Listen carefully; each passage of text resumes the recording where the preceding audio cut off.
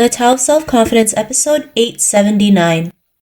Welcome to the Tao of Self-Confidence, where I share stories of amazing women who have discovered their inner journey to self-confidence. Visit our website at thetaoofselfconfidence.com. Your inner journey to self-confidence awaits. You can now purchase The Tao of Self-Confidence, a guide to moving beyond trauma and awakening the leader within on Amazon, Barnes & Noble's, Walmart, Indigo, and other major book retailers. Get your copy today. Well, hello, friend. Welcome to The Tao of Self-Confidence, where I share stories of amazing women who have discovered their inner journey to self-confidence. I'm your host today, Sheena Yap Chan, and today I have an amazing lady on the show today. She is the CEO of MSL Global Express Inc., and I'm super excited to have her on today to share her story on self-confidence. So without further ado, I'm going to introduce you to Ming Chen. Hi, Ming. How are you today? Maybe you can fill in a little bit more about yourself to the listeners. Thank you so much for having me, and it's a great pleasure to be on your podcast. For my day-to-day, I am working as a CEO of MSL Global Express. We are a logistics company here in East Long and New York, and we are doing freight forwarding for the last 35 years, and we are moving small, medium, large, oversized cargo by air, by truck, and by vessel. And I personally work for the same company for 15 years and started from scratch.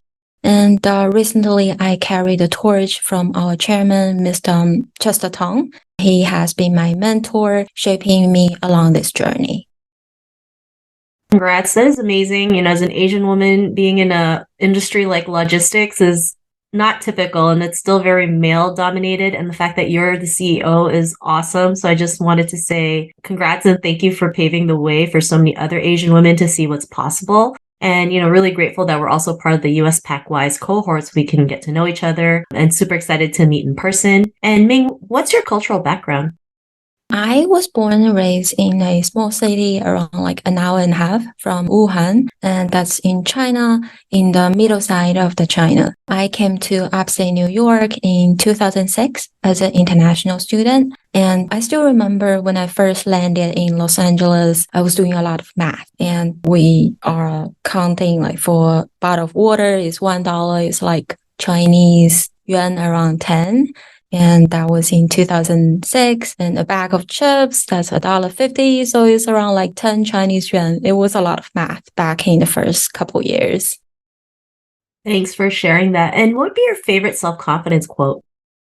For me, it's going to be life is tough, but so are you. This quote for me is not just a string of words. It's a source of motivation and courage. And for me, it's a companion. It's more like a friend for me of the life's up and downs. It's reminding me that I'm not defined by any challenge I face, but rather by my ability to stand tall and stand still. I was in a travel for 40 days in Asia, and I was in one of the conference in Shanghai. And when I shared my name card to one of the fellow forwarders, the first reaction was, "You look too young and too girly for a CEO of a freight forwarding." I think I got that a lot, but it doesn't really frighten me in a way or anything, because it's more like a guiding force pushing me going forward, and also it's helping me to build my self-confidence and a belief that no matter what, my inner strength is strong enough for me to be counted. I love that, and thanks for sharing that. And it's so true. Sometimes, like most of the time, life is tough and we're going to go through challenges, but we are a lot tougher. We can push through it. We can show up as our best self. It builds us confidence and courage to be the person that we're meant to be. So I'm glad you're able to share that quote. And in your own words, how do you define self-confidence? I will define self-confidence as you gotta be comfortable for who you are and be your own cheerleader. Being Asian and also being an Asian woman, we are so used to be quiet and not to boast what we have been achieved. We are trained to be modest and to be humble. For me, I'm always questioning if I'm underdoing it or overdoing it. It's like you never get a balance on how to be confident, but not too much. And Sheena, I have to add that I find it's really meaningful for you to talk to me for the topics we are talking about. It's more like a wake-up call for me. because many times we are so buried and so dig into the day-to-day life, we never have take a pause to think what I have been going through, what we have been achieved. But we need to wake up ourselves once a while so that we can count on what we have been doing. And the only person who is going to do it is yourself. You got to pat yourself in the shoulder and also to be the cheerleader for your achievements. I love that. And thanks for sharing that. And it's so true. As Asian women, we're not told to share our achievements, or self-promotion is something that's seen as tacky for women, especially. But it's important for us to share our achievements, to promote ourselves, to show others what's possible, or else, the current and future generations might not think it's possible for them. So thanks for sharing that great definition. And Ming, what was your life like before you discovered self-confidence? For many years, I have been struggling to understand and also to grasp the essence of self-confidence. I don't think I'm alone in this, most likely, because when I was in the teenager years, I find myself more comfortable being mediocre because I usually is not the top achiever in school academically, and I'm not the one who is making a lot of troubles in class. So I think I'm so comfortable being not noticeable. I feel like it's better for me to lurking in the shadow or even find some solace in being unnoticed. But career-wise, for today, if your job is so replaceable and you are so unnoticeable, it's easily you will be taken away from your position. So for this journey, I realize everyone is so unique that you need to make sure people see that in you. And for doing that, you need to start with having faith in yourself. Thanks for sharing that. And I think we all go through that, right? We all just want to blend in instead of stand out, especially coming to America and Canada when, we're not the majority, right? It's a lot harder to kind of show up as our best self because we just want to assimilate to Western culture. But, what was that point in your life when you realized you were more than enough to go out there, especially being a CEO of a logistics company? I mean, if you look at the stats, there's not a lot of women, let alone Asian women, who are CEOs of big logistic companies. What was that aha moment that made you realize you were more than enough to be the person that you are today? I think for me, the aha moment is actually the time being like the year 2023 when I am the torchbearer of the legacy. And I think still in the time of being the aha moment because I've been inherited the responsibility of carrying forward our company. But I still have to realize that I need to get the best out of my potential to achieve beyond the limits I set on my own. And also I have to see that this journey is definitely going to be alone. Nobody can lift you up or maybe people can drag you down. So you need to be the person who realize that to accomplish yourself, oh, you are doing so far so great. So don't worry about it too much. Thanks for sharing that. And because of because of your realization, what's your life been like now?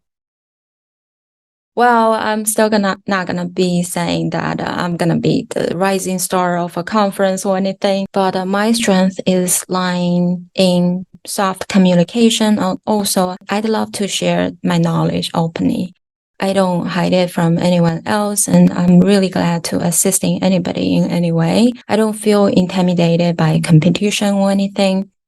And I'm sure that there is a part of me always setting up a very clear goal.